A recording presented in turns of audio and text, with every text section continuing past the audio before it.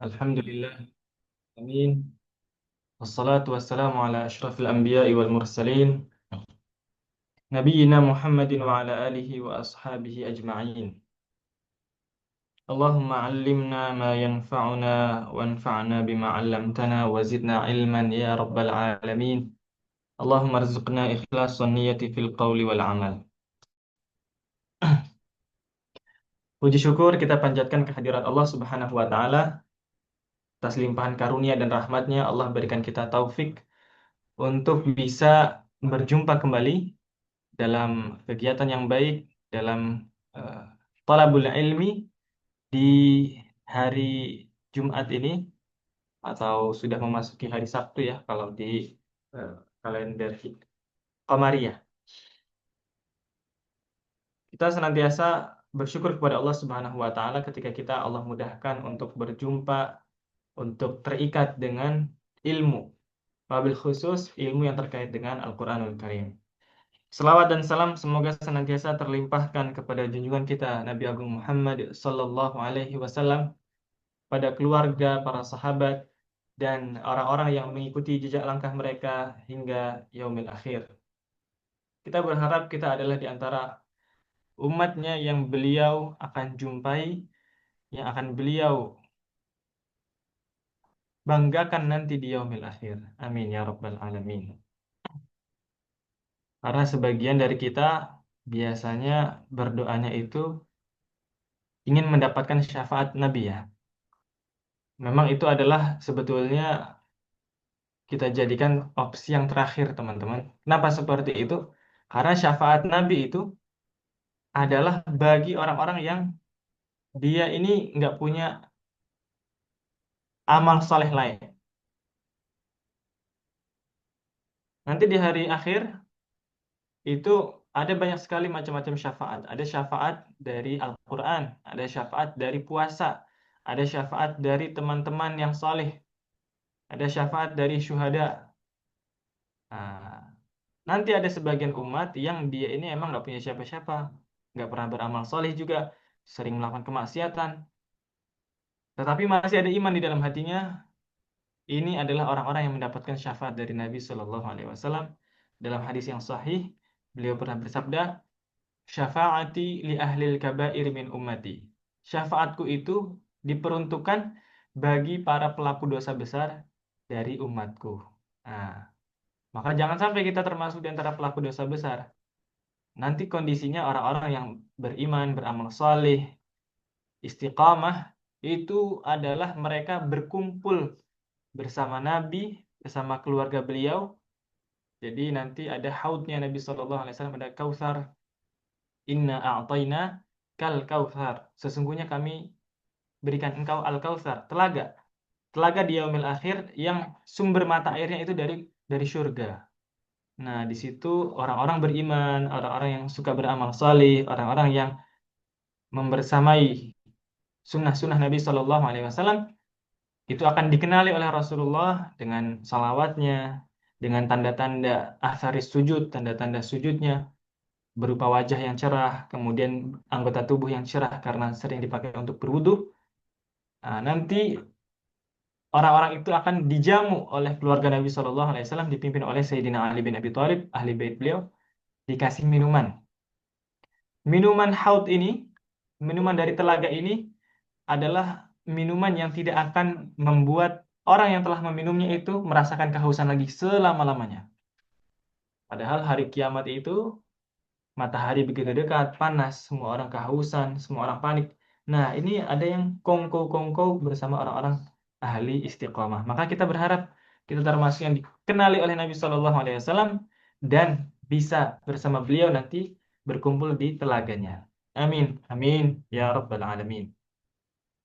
Tidak lupa saya mengingatkan bagi saya pribadi dan juga teman-teman sekalian untuk meluruskan niat, untuk mempelajari ayat-ayat Allah Subhanahu wa taala dengan niat agar kita bisa lebih dekat kepada Allah, agar kita bisa lebih dekat dengan Al-Qur'an, agar kita bisa lebih menata hati kita ketika menghadapi kondisi-kondisi yang di luar ekspektasi kita, sebagaimana tema pada malam hari ini, yaitu saat tidak sesuai ekspektasi. Apa? Saat dipatahkan oleh ekspektasi.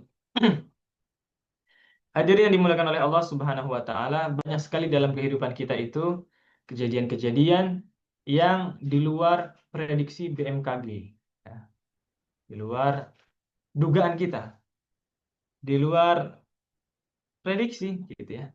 Kita pengennya apa, kita berharap bagaimana, rencana kita seperti apa, strategi kita udah kita coba matangkan betul-betul. Tetapi ternyata ada saja hal-hal di luar kendali kita barangkali yang membuat rencana-rencana kita itu tidak sesuai dengan harapan. Dalam sejarah Nabi Shallallahu Alaihi Wasallam ada beberapa peristiwa semacam ini. Begitu pula sejarah dari Nabiullah Musa alaihi salam, ada peristiwa-peristiwa semacam ini juga. Dan hadirin yang dimuliakan Allah, sejarah itu bukanlah sekedar cerita lama, tetapi sejarah juga adalah cerminan bagi diri kita, terutama ketika kita meminta kepada Allah, ihdinas siratal mustaqim, tunjukilah kami jalan yang lurus. Ketika kita meminta jalan yang lurus, maka itu adalah jalannya orang-orang yang telah dipilih oleh Allah menempuh perjalanan tersebut, yaitu para nabi, para siddiqin, para syuhada, para salihin, yang jalan mereka itu berliku-liku. Misalnya Nabiullah Musa alaihi salam, kita tahu bahwa beliau itu telah ditakdirkan oleh Allah Subhanahu wa taala untuk kelak akan menjadi musuhnya Firaun, ya, musuhnya Firaun. Tetapi dengan kuasanya Allah, ternyata beliau justru tumbuh di dalam istananya Firaun. Tumbuh di dalam istananya Firaun dengan nafkah dari Firaun gitu ya. Beliau itu tumbuh besar dengan nafkahnya Firaun. Kemudian beliau ada ketika beliau memasuki usia remaja, beliau melakukan kesalahan dalam tanda kutip yang tidak beliau sengaja, tidak beliau inginkan, tetapi ternyata dampaknya begitu besar. Dan inilah yang juga kita sering doakan ya, hadirin yang dimuliakan Allah, dalam sayyidul istighfar kita, Allahumma inni a'udzubika min syarri ma sana'tu. Ya Allah, aku berlindung kepada Engkau dari hal-hal buruk yang aku lakukan. Karena terkadang kita itu melakukan satu keburukan, kita nggak sadar bahwa itu keburukan dan itu bisa berdampak besar. Atau apa yang kita lakukan niatnya baik, tetapi ternyata itu bisa memberikan dampak buruk bagi orang lain. Yang mana itu juga nanti kembali kepada diri kita. Nah, maka kita berlindung kepada Allah dari kesalahan-kesalahan yang kita lakukan, entah itu ucapan-ucapan kita maupun perbuatan-perbuatan yang kita lakukan. Nabiullah Musa alaihi salam di masa beliau remaja pernah membunuh orang tanpa disengaja, hingga kemudian beliau harus terusir dari negerinya. Dengan takdir dari Allah Subhanahu wa taala, ternyata di sana Allah perjumpakan dengan jodoh beliau, dengan orang yang kemudian juga mentarbiyah, mendidik beliau, yaitu dalam salah satu pendapat yang kuat, Nabiullah Syuaib alaihi salam, juga putri beliau. Di luar ekspektasi, beliau ketika lari dari negeri Mesir untuk menuju Madian, ya harapannya yang penting selamat dulu lah. Gak kepikiran mau nyari jodoh, gak kepikiran mau belajar, gak kepikiran mau kerja, yang penting menyelamatkan nyawa dulu, survive dulu. Tapi seperti itu Allah Subhanahu wa taala kadang simpan hikmah yang baik di balik peristiwa buruk yang terjadi dalam kehidupan kita. Maka kalau kita merasakan itu sekarang gitu ya, husnuzon kepada Allah Subhanahu wa taala. Ini Allah Subhanahu wa taala kisahkan di dalam surat Al-Qasas lengkap. Dari mulai beliau itu di buayannya ibunda, kemudian dihanyutkan ke sungai, diambil oleh Sayyidah Asiyah, istri dari Fir'aun, lalu beliau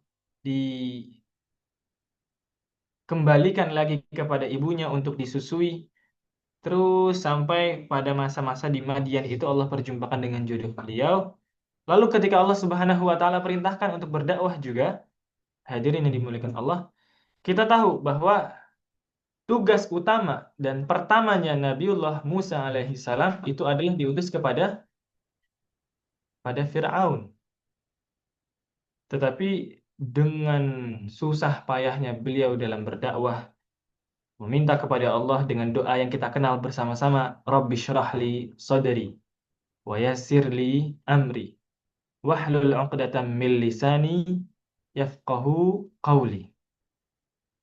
Yang kata sebagian guru saya itu kasihan sama jamaah yang ustaznya baca doa Rabbi syrahli sadri.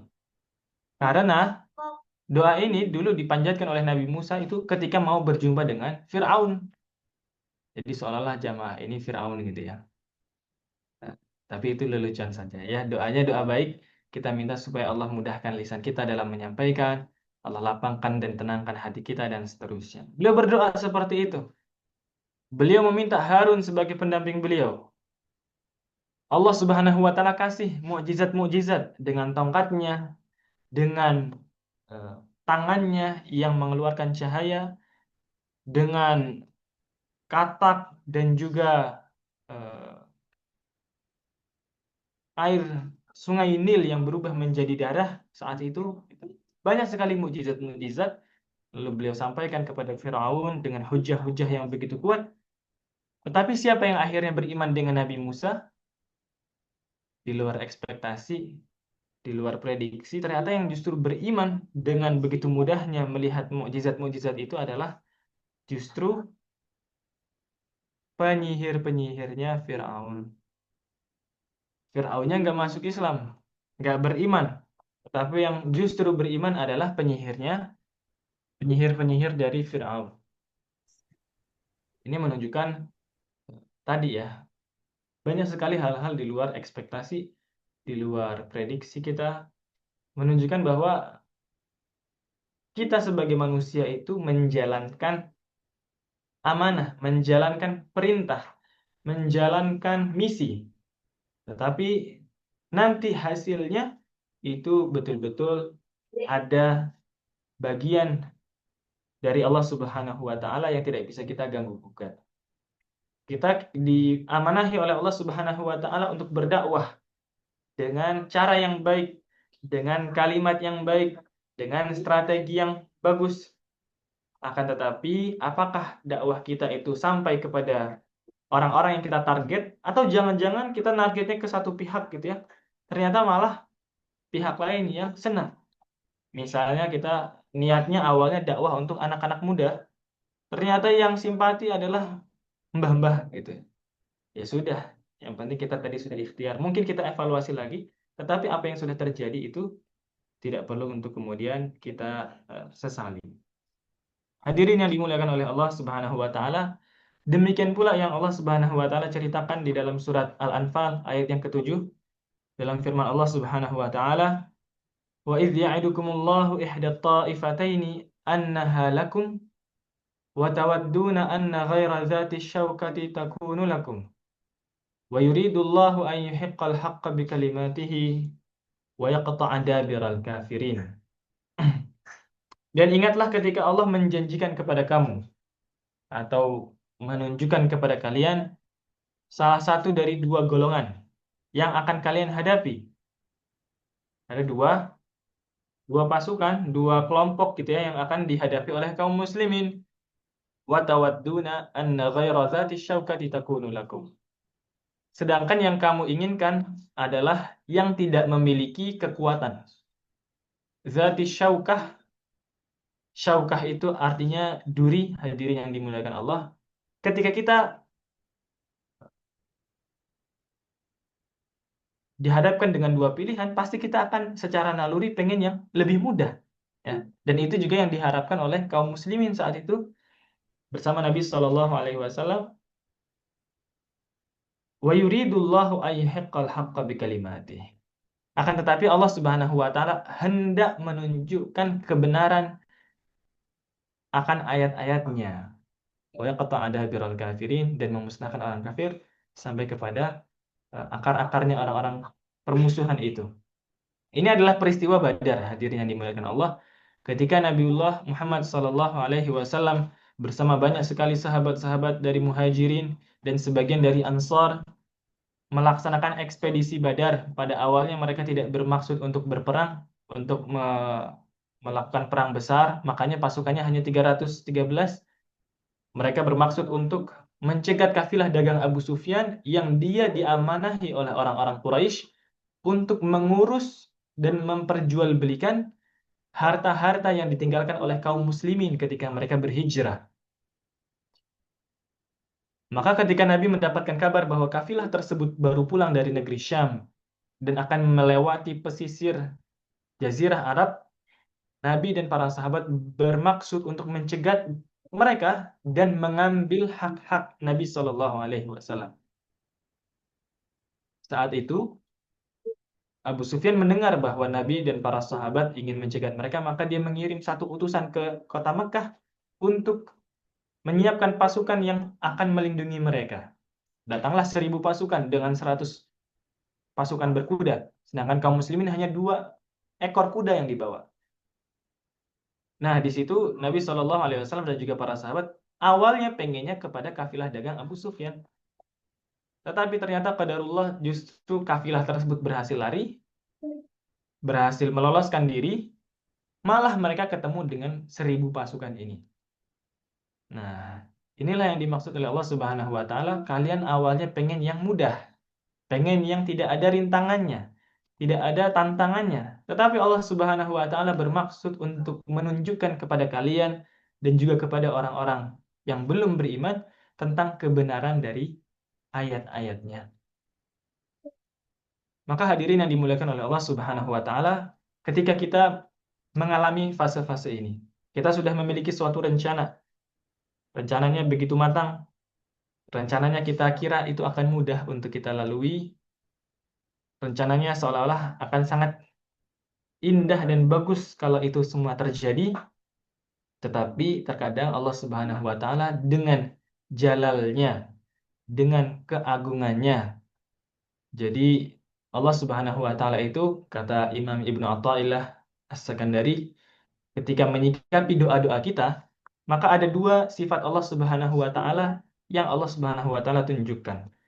Sifat yang pertama adalah sifat al-jamal. Apa sifat? Sifat al-jamal. Dan yang kedua adalah sifat al-kamal. Yang pertama sifat jamal, yang kedua sifat kamal. Bukan. Yang pertama jamal, yang kedua jalal. Mohon maaf. Dua-duanya sifat kamal. Kamal itu artinya sempurna, kesempurnaan Allah Subhanahu wa taala. Yang pertama al-jamal, yaitu sifat indahnya Allah Subhanahu wa taala, sifat baiknya Allah Subhanahu wa taala ketika Allah mengabulkan doa-doa kita.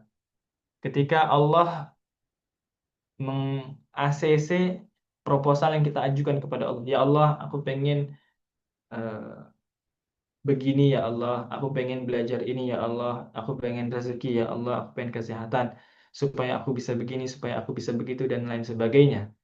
Lalu Allah Subhanahu wa taala kabulkan, Allah Subhanahu wa taala mudahkan, maka ini adalah sifat jamalnya Allah Subhanahu wa taala, sifat indahnya dari Allah Subhanahu wa taala. Tetapi ada kalanya juga hadirin yang dimuliakan Allah, ketika kita bermunajat kepada Allah, berdoa, merencanakan sesuatu, merencanakan kebaikan, hal itu adalah hal yang baik. Niat kita niat yang baik. Tetapi Allah Subhanahu wa taala patahkan itu. Allah Subhanahu wa taala ingin tunjukkan sifat jalalnya, sifat keagungannya, sifat kemuliaannya. Maka di antara nama-nama Allah Subhanahu wa taala selain Al-Jamal juga adalah Al-Jalal. Dzul Jalali wal Ikram. Dialah Allah yang memiliki segala keagungan dan kemuliaan. Ketika Allah ingin menunjukkan keagungannya sebagai Rabb, sebagai Tuhan, maka dengan mudah Allah Subhanahu wa taala itu patahkan. Memang dia berdoa, tetapi Allah Subhanahu wa taala mungkin simpan doa itu enggak sekarang. Aku lebih tahu mana yang lebih baik untuk kamu. Ya. Allah Subhanahu wa taala tahan, Allah Subhanahu wa taala patahkan. Allah Subhanahu wa taala bahkan mungkin kalahkan kita dalam perjalanan kita, dalam perjuangan kita. Sebagaimana yang dirasakan oleh Nabi Shallallahu alaihi wasallam dan juga para sahabat beliau ketika di perang Uhud. Nah, ini yang penting untuk kita sadari juga, hadirin yang dimuliakan Allah. Selain ada Badar dalam sejarah, dalam sirah, selain ada Badar juga ada Uhud. Dalam Badar Allah Subhanahu wa taala tunjukkan begitu jamalnya Allah Subhanahu wa taala ketika Allah mudahkan segala macam peperangannya, prosesnya. Awalnya mungkin memang ada rasa takut, tetapi Allah berikan rasa kantuk di hati kaum muslimin sehingga mereka nggak sempat untuk merasa takut. Kalau misalnya hadirin pernah eh, ngerasa begitu ngantuk gitu ya. Biasanya kalau kita ngantuk itu malah hilang rasa takutnya. Jalan aja udah. Saya ingat waktu masih kecil saya suka takut untuk melewati satu lorong di antara rumah nenek saya dengan rumah saya pribadi.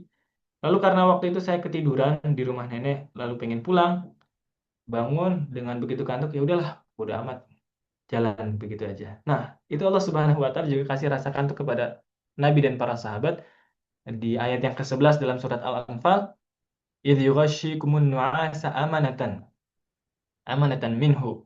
Allah kasih rasa kantuk di pada kalian dan Allah berikan rasa aman dalam hati kalian. Jadi biasa-biasa aja ya udah ngantuk. Orang kalau ngantuk kan sebenarnya pengen istirahat tapi ya udahlah jalanin. Allah kasih rasa kantuk. Kemudian ketika duel 3 lawan 3 menang semua.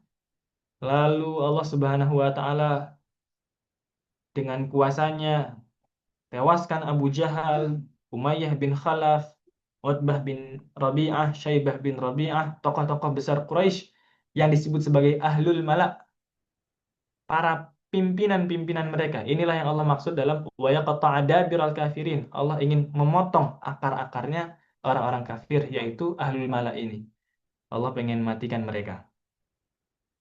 Banyak juga tokoh-tokoh Quraisy yang kemudian ditawan, tapi kemudian pada akhirnya mereka justru malah masuk masuk Islam. Nah, Allah tunjukkan sifat Jamal dalam perang Badar, tetapi Allah juga tunjukkan sifat Jalal di dalam perang Uhud. Nah, di dalam perang Badar itu di luar ekspektasinya, dipatahkan oleh ekspektasinya, itu Allah justru tunjukkan keindahannya juga. Allah tunjukkan Jalal sekaligus Jamal. Kita pengennya ternyata Allah kasih yang jauh lebih baik. Walaupun prosesnya tidak lebih mudah. Tetapi dalam Uhud, Allah Subhanahu wa taala tunjukkan jalalnya. Ketika Nabi Shallallahu alaihi wasallam bersama kaum muslimin sudah bikin strategi, Masya Allah, dengan 50 pasukan pemanah yang handal, pasukan pemanah terbaik dengan strategi yang jauh lebih siap,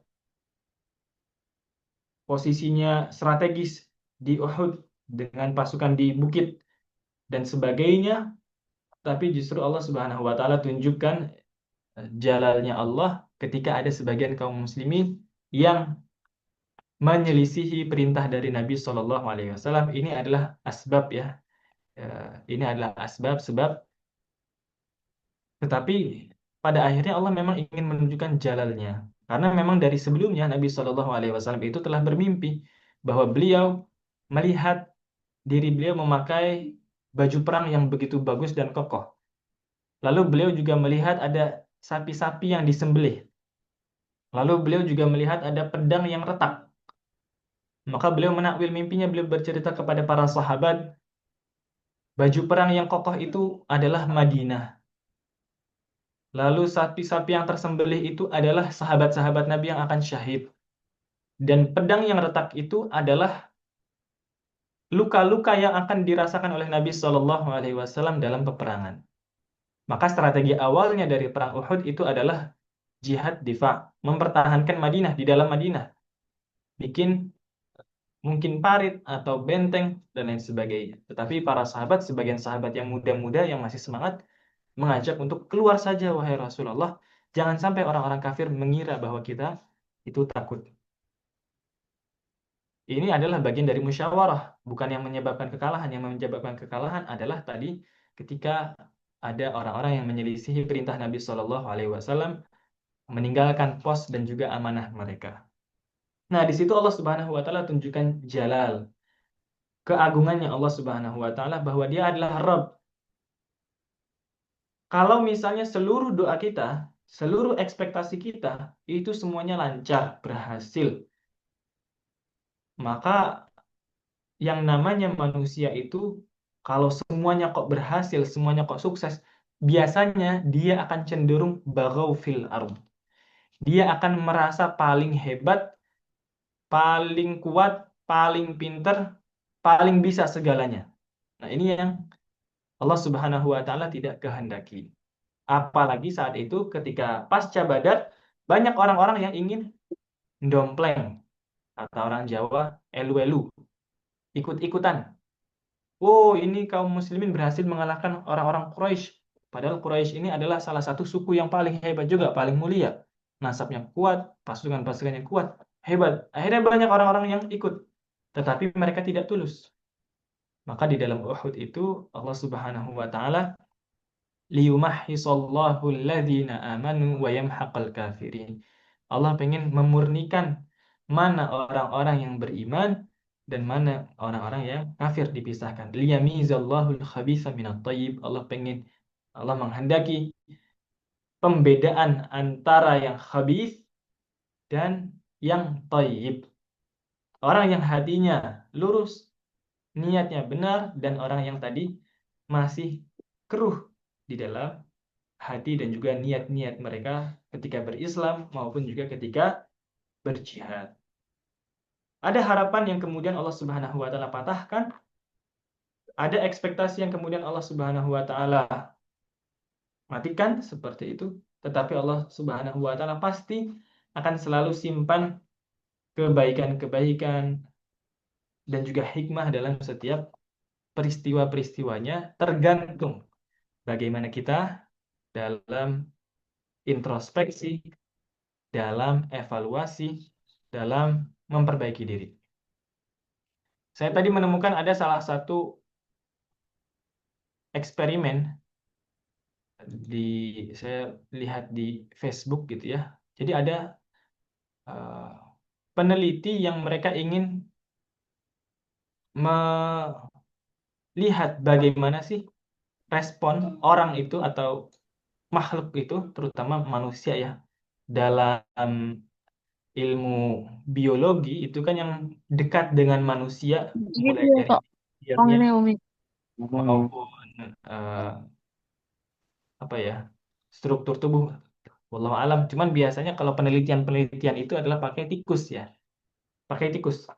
Entah itu obat, entah itu racun, entah apa segala macam vaksin dan lain sebagainya itu pakai tikus.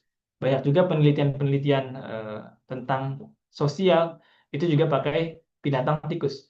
Nah, ada salah satu peneliti, saya lupa namanya tadi udah hilang, saya coba cari. Dia itu menciptakan satu ruang, satu sarana gitu ya, wadah, bukan bukan ruang, apa biasanya istilahnya ya? Environment gitu ya, lingkungan, lingkungan buatan, eh, apa istilahnya, Eh, habitat gitu ya, habitat buatan yang berisikan tikus-tikus yang begitu banyak. Tikus-tikus ini dibuat seperti surga, artinya semua kebutuhannya dipenuhi, makanannya selalu ada, kemudian ada laki-laki, ada yang jantan dan juga betina, tempat tidurnya nyaman dan lain sebagainya, semuanya ada, semuanya enak. Maka dalam beberapa waktu itu mereka pertumbuhan populasinya itu sampai gila-gilaan. Sampai kurang lebih berapa ratus persen gitu ya. Jadi berlipat-lipat. Tetapi ternyata itu ada batasnya, hadirin yang dimuliakan Allah. Ada batasnya. Setelah mencapai titik tertentu, tiba-tiba mereka itu punya kebiasaan yang berubah. Behaviornya berbeda. Yang tadinya semuanya sama rata, makan bareng-bareng karena memang semuanya ada. Mulai ada yang namanya strata sosial di antara mereka. Ada yang senior, ada yang junior, ada yang dibully, ada yang disakiti. Lalu kemudian ada lagi yang eh, mulai tadi betina-betinanya hanya untuk yang eh, kalangan-kalangan tertentu gitu ya.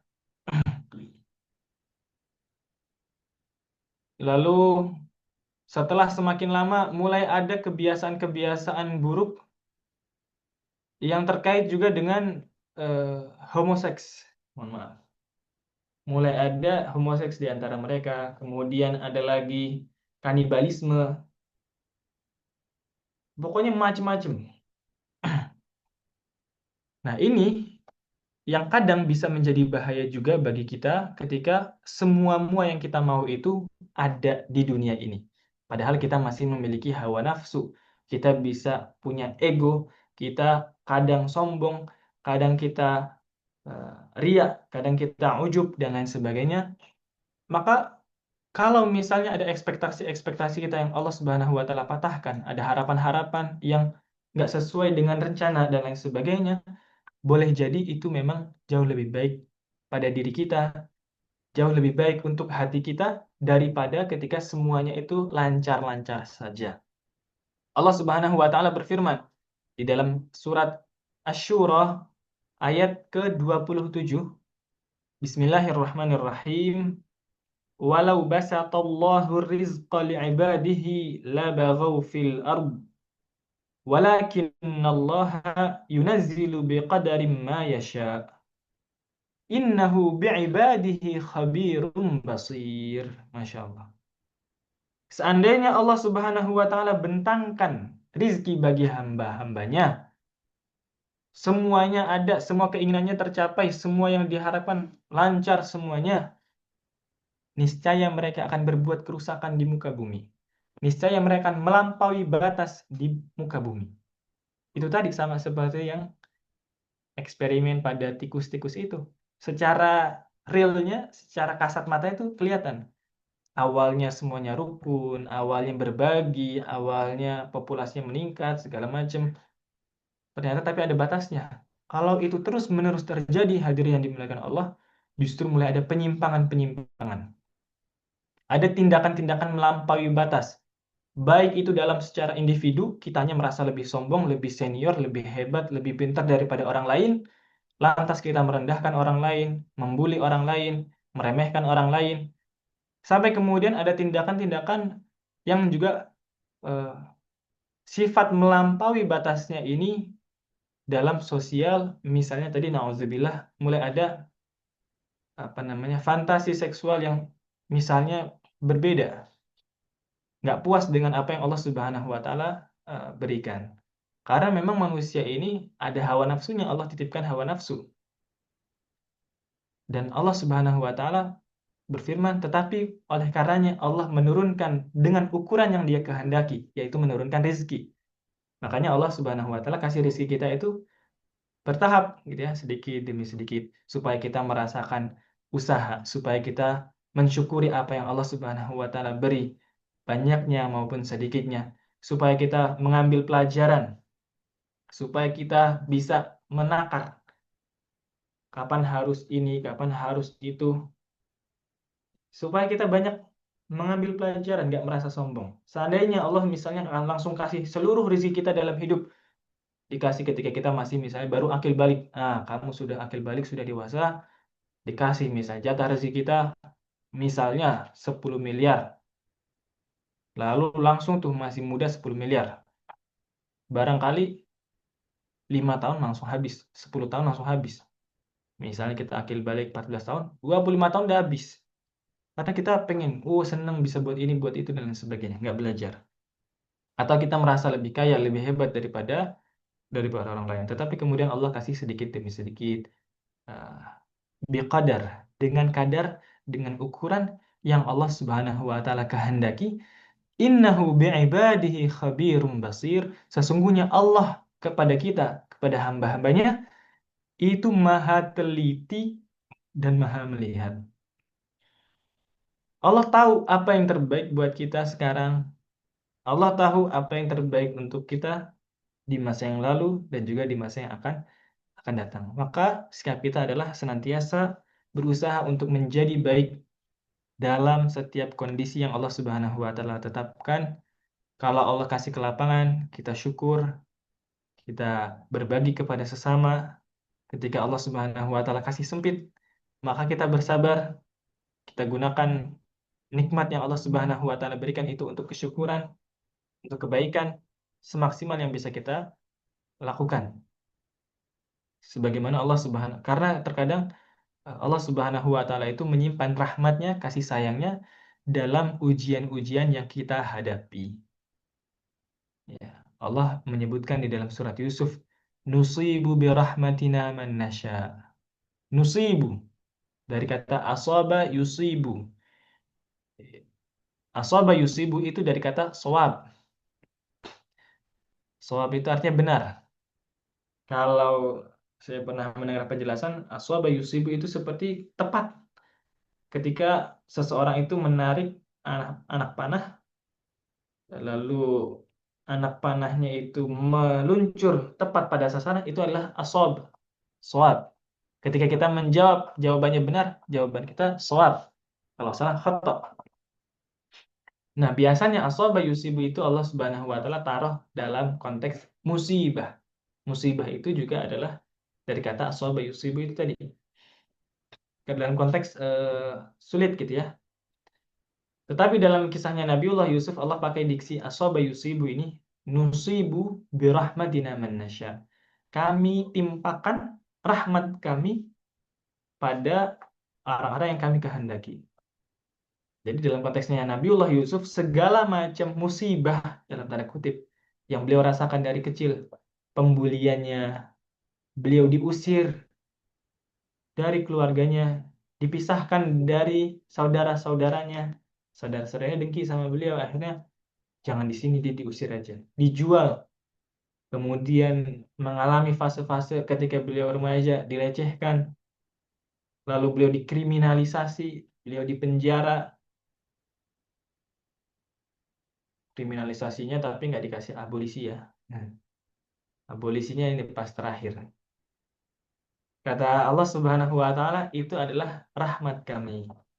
Kasih sayangnya Allah kepada Nabi Yusuf nggak harus selalu dengan semuanya lancar. Mentang-mentang Nabi Yusuf dimimpikan akan menjadi nabi, akan ada 11 bintang, bulan dan matahari yang sujud kepada beliau, nggak lantas kemudian enak perjalanannya. Oh, justru malah kalau pengen jadi mulia seperti itu, ternyata jalannya adalah diusir, dibully, diejek, dibuang, dijual, dilecehkan, dipenjara, dan lain sebagainya. Tetapi kata Allah Subhanahu wa taala, itu adalah rahmat kami, wala nudhi'u ajral muhsinin, dan inilah yang paling penting, jadilah baik dalam kondisi apapun, karena kami, Allah Subhanahu wa taala, sama sekali tidak akan menyia-nyiakan pahala dan kebaikan orang-orang yang telah berbuat baik. Semoga hadirin yang dimuliakan Allah Subhanahu wa taala, apapun yang sedang kita hadapi, apakah itu Badar kita ataupun Uhud kita bisa menjadi hamba Allah yang baik, hamba yang senantiasa mencari ridho dan juga kasih sayangnya, mencari agar Allah Subhanahu wa taala tetap senang kepada kita, baik dalam keadaan lapang maupun sempit, dan dengan seperti itu kita termasuk di antara hamba-hamba yang disebut oleh Nabi Shallallahu Alaihi Wasallam, ajaban li amril mu'min, alangkah menakjubkannya perkara-perkara orang beriman, karena seluruh urusannya, seluruh kondisinya itu bisa menjadi kebaikan bagi dirinya, baik sesuai ekspektasi dan doa kita, maupun saat kita menjumpai hal-hal yang di luar harapan dan rencana kita. Barakallahu li wa lakum fil Qur'anil azim, wa nafa'ani wa iyyakum bima fihi minal ayati wa dzikril hakim, wa taqabbala minni wa minkum tilawatahu innahu huwas samiul alim. Saya cukupkan penyampaian materi pada malam hari ini. Saya berikan kesempatan bagi hadirin yang ingin bertanya ataupun curhat tentang ayat maupun tentang materi yang disampaikan. Saya persilakan waktu 3 menit. Barakallahu fikum.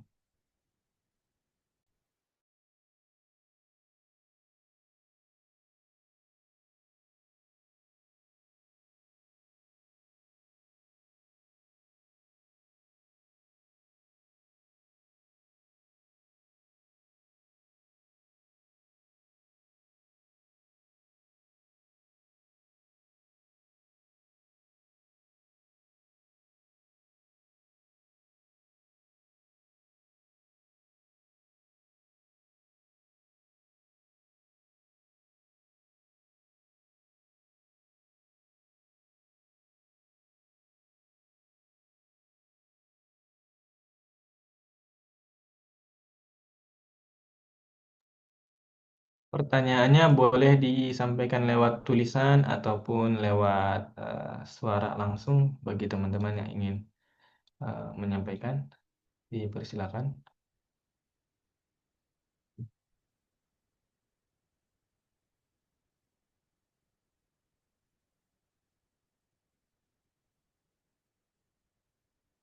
Ya.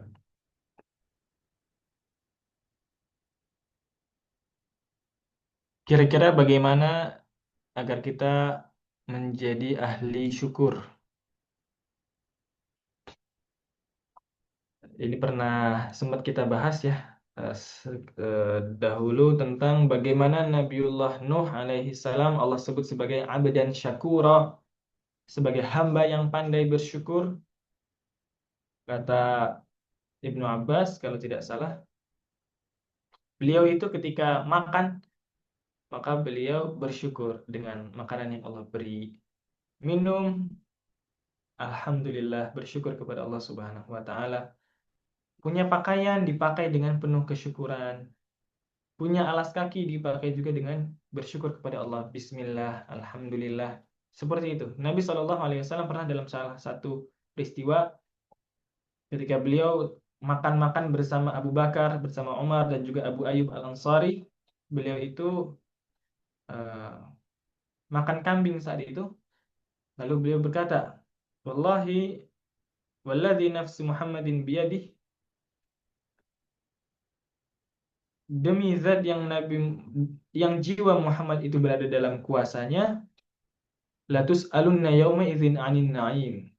Sungguh kalian akan ditanya oleh Allah Subhanahu wa taala atas nikmat-nikmat yang Allah berikan. Termasuk tadi makan, kemudian dapat teduh dan lain sebagainya. Maka kurang lebih maknanya beliau memerintahkan para sahabat untuk mensyukuri dengan mengucapkan alhamdulillah. Alhamdulillah lazi at'amani hadzal ta'am wa razaqanihi min ghairi haulin minni wala quwwah, atau doa yang populer alhamdulillahilladzi at'amana wa saqana wa ja'alana minal muslimin. Itu kita dengan bersyukur seperti itu sudah menggugurkan hisab tentang nanti di yaumil akhir. Jadi kalau kita pengen eh, hisab kita aman tentang harta kita, tentang makanan kita, minuman kita, tempat tinggal kita, banyak-banyakin doa alhamdulillah. Makanya eh, kata Nabi SAW, sebaik-baik doa khairut doai alhamdulillah. Sebaik-baik doa adalah alhamdulillah, bersyukur kepada Allah Subhanahu wa taala. Dengan syukur itu kita telah mengikat nikmat yang sudah ada. Dengan syukur itu akan menarik nikmat yang belum ada. Itu kata para ulama, asyukru qaidun lil mawjudi wa saydun lil mafqud. Makanya sebaik-baik doa adalah alhamdulillah, kata Nabi. Saya dulu bingung, kenapa ya alhamdulillah? Perasaan nggak ada doa-doanya, alhamdulillah. Alhamdulillah segala puji bagi Allah. Oh, ternyata dalam alhamdulillah ada syukur. Dan dalam syukur itu, nikmat yang sudah Allah kasih akan Allah jaga. Dan dalam syukur itu, nikmat yang belum Allah kasih akan Allah kasihkan. Qaidun lil mawjud wa saydun lil mafqud. Mengikat yang sudah ada, menarik yang belum ada. Maka sebaik-baik doa adalah alhamdulillah. Kita syukuri nikmat-nikmat yang Allah berikan kepada kita. Bagaimana senantiasa berhusnuzon terhadap apa yang Allah Subhanahu wa taala takdirkan kepada kita dalam lapang maupun sempitnya, terutama saat masa-masa susah ya. Bagaimana kita senantiasa bisa berbaik sangka kepada Allah? Kita melihat tadi. Jadi mempelajari kisah-kisah para nabi, para rasul, sirah nabi dan juga para sahabat. Ya Allah Subhanahu wa taala juga sampaikan di dalam Al-Qur'an, itu akan tasbitun lil fuad, akan meneguhkan hati kita terhadap apa yang menimpa kita sekarang. Jadi kalau kita lagi berat, teman-teman yang dirahmati oleh Allah Subhanahu wa taala, bacalah Al-Qur'an atau bacalah kisah-kisah sirah para sahabat. Maka sirah itu bukan cuma sirah Nabi saja yang kita baca, tetapi juga para sahabat, orang-orang soleh. Sirah mereka, sabar mereka dalam menghadapi kesulitan ekonomi. Ada salah satu kitab ditulis oleh Syekh Abdul Fattah Abu Ghuddah tentang ujian-ujiannya para ulama dalam proses mereka menuntut ilmu. Ada yang diuji penguasa, ada yang diuji sama keluarganya. Anak istrinya ngata-ngatain dia, kesel istrinya. Kalau punya duit beli kitab mulu, kagak beli perabot, kagak beli perhiasan gitu ya, kesel dia. Akhirnya dijual-jualin sama istrinya itu kitab-kitab yang beliau beli. Astagfirullah. Kemudian ada lagi yang ujian, banyak sekali ujian ekonomi, ada yang ujian dengan penguasa, macam-macam. Tetapi mereka tetap teguh. Oh, dengan kita membaca kisah-kisah mereka, biasanya kita juga akan jadi lebih sabar. Apalagi kisah para nabi, para rasul, yang mereka kemudian mendapatkan akibatun lit taqwa, kisah akhir yang baik. Menjadi orang yang beriman, menjadi orang yang bertakwa, menjadi orang yang sabar, itu pasti episode terakhirnya adalah seperti apa yang dikatakan oleh Habib An-Najjar dalam surat Yasin, ya laita qaumi ya'lamuna bima ghafara li rabbi wa ja'alani minal mukramin. Jadi memang Habib An-Najjar ini dipukuli sampai meninggal dunia. Nggak happy ending bahagia selama-lamanya dakwahnya diterima, enggak. Tetapi selalu lembaran terakhirnya adalah ya laita qaumi ya'lamun. Seandainya saja kaumku itu tahu apa yang menyebabkan Allah mengampuni aku dan jadikan aku sebagai orang-orang yang mulia. Jadi seperti itu teman-teman, agar kita berhusnuzon pada apa yang Allah Subhanahu wa taala takdirkan pada kita. Terakhir, gimana agar senantiasa istiqamah dalam kebaikan, menjaga iman. Kadang iman kita naik dan kadang kita turun. Naik dan turunnya iman itu adalah sesuatu yang wajar, sesuatu yang manusiawi, karena memang sulit kalau misalnya istiqomah itu terus, itu sulit. Sebagaimana kisahnya Hanzalah dan juga Abu Bakar As-Siddiq radhiyallahu anhu. Tiba-tiba Hanzalah ini sedih. Sungguh Hanzalah itu orang yang munafik. Sungguh Hanzalah itu orang yang munafik, kata dia kepada dirinya sendiri. Abu Bakar tanya, kenapa wahai Hanzalah? Iya, saya kadang kalau lagi kajian bersama Nabi, kalau lagi di masjid, saya itu khusyuk bisa sholat. Saya itu dengerin takut dengan akhirat. Tetapi ketika pulang ke rumah, saya bercanda-bercanda bersama keluarga, lalai dari zikir kepada Allah Subhanahu wa taala. Aku seperti orang munafik. Kata Abu Bakar, lah, saya juga seperti itu. Kalau begitu juga saya munafik dong. Maka Nabi mereka berdua berangkat kepada Nabi nanyain kondisi seperti itu. Kata Nabi SAW, seandainya kalian bisa kondisinya terus sama, kondisi keimanannya itu seperti saat di masjid, seperti saat kajian, waktu pulang ke rumah masih seperti itu juga, maka malaikat pun juga akan segan sama kalian. Walakin sa'atan fasa'atan ya Hanzalah. Akan tetapi memang ada waktunya masing-masing, wahai Hanzalah. Ada kita fase-fase, ada waktu kita untuk kemudian betul-betul kuatkan keyakinan kita, iman kita, khusyuk kita kepada Allah Subhanahu wa taala. Tapi kita juga punya waktu bersama keluarga, waktu bersama pasangan, bersama anak-anak, dengan lebih santai, dengan lebih enjoy. Nggak harus yang kaku terus ya. Misalnya anak-anak pada pengen jajan, pada pengen jalan-jalan. Nggak boleh. Kalau punya uang harus pakai buat sedekah misalnya. Ingat, dunia hanya sementara, akhirat selamanya. Nggak usah senang-senang di dunia. Jangan, tidak seperti itu ya. Nah, tidak seperti itu dalam menjalani kehidupan. Walakin sa'atan fasa'atan ya Hanzalah. Kita bagi waktu, kita bagi tenaga, kita bagi harta kita. Ada sebagian yang untuk betul-betul jor-joran untuk fisabilillah dalam artian kaum muslimin secara umum. Akan tetapi ada juga yang kita sediakan waktu, tenaga kita, harta kita untuk keluarga. Karena yang seperti itu juga adalah bagian dari syumuliyatul Islam, syumuliyatul din, kesempurnaan dari agama. Ini yang kadang kita nggak pahami ya, hadirin yang dimuliakan Allah. Kadang kita pikir agama itu cuma sekedar aktivitas ritualnya saja. Maka kita kadang kasar sama keluarga, sama pasangan, sama anak-anak ketika misalnya mereka ada kesalahan-kesalahan. Padahal bagian dari agama juga adalah akhlak. Bagian dari agama juga adalah menyenangkan hati orang lain, terutama pasangan kita, anak-anak kita. Idkhalus surur fi qulubil mu'min, memasukkan rasa senang, rasa bahagia ke dalam hati orang beriman, itu juga adalah bagian dari agama. Semoga Allah Subhanahu wa taala mudahkan kita.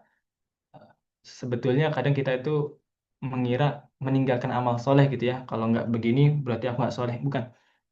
Tetapi dari tadi amal soleh di masjidnya kita dengan ibadah, baca Quran, zikir, kita pulang ke rumah itu berpindah amal soleh dengan menyenangkan hati keluarga dengan kata-kata yang baik, dengan bercanda-bercanda bersama mereka, itu juga adalah amal soleh insya Allah. Jadi berpindah dari satu amal soleh ke amal soleh yang lainnya. Seperti itu. Kurang lebihnya seperti itu ya hadirin yang dimuliakan Allah. Kita terpisahkan oleh waktu karena saya juga ada kegiatan lain setelah ini. Semoga apa yang kita pelajari pada malam hari ini bisa menguatkan hati kita, meneguhkan hati kita, berbaik sangka kepada Allah Subhanahu wa taala, menenangkan hati kita terhadap hal-hal yang di luar ekspektasi dan kendali kita, dan semoga kita semua senantiasa menjadi hamba-hamba yang diridhai, dicintai, disayangi oleh Allah Subhanahu wa taala. Amin. Amin ya rabbal alamin. Mari kita tutup dengan hamdalah, doa kafaratul majelis dan juga surat Al-Asr. Alhamdulillahirabbil alamin. Subhanakallahumma wa bihamdika asyhadu an la ilaha illa anta astaghfiruka wa atubu ilaik. Bismillahirrahmanirrahim. Wal 'asri innal insana lafi khusr illa alladzina amanu wa 'amilus solihati wa tawassaw bil haqqi wa tawassaw bis sabr. Wabillahi taufiq wal hidayah. Wassalamualaikum warahmatullahi wabarakatuh. Waalaikumsalam.